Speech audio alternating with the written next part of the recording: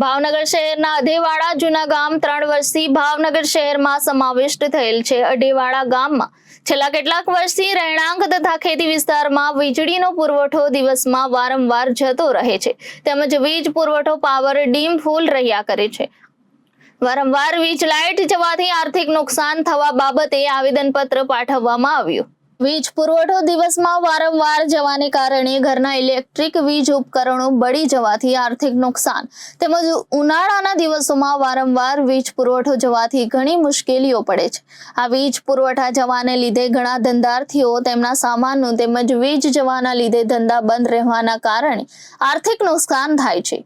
માનનીય પ્રધાનમંત્રી દ્વારા ગામડાના વિસ્તારમાં 24 કલાક વીજળી માટે જ્યોતિગ્રામ યોજના શરૂ કરવામાં આવી છે।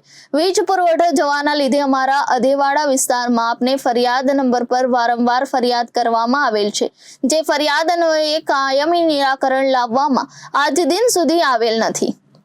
શહેરી તથા ગ્રામ્ય વિસ્તારમાં પ્રી મોન્સૂન કામગીરી 100% પૂર્ણ કરવામાં આવેલ હશે, જેથી અમોને આશા હતી કે અમારો વર્ષો જૂનો પ્રશ્નનું નિરાકરણ આવશે, પરંતુ હજી પણ દિવસમાં વારંવાર વીજ પુરવઠો જતો રહે છે।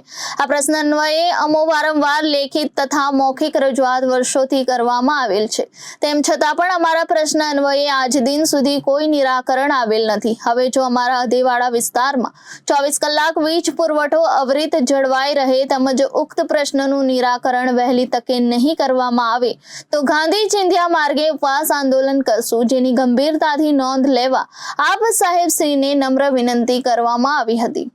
Bureau report Janadesh news, Bhavnagar.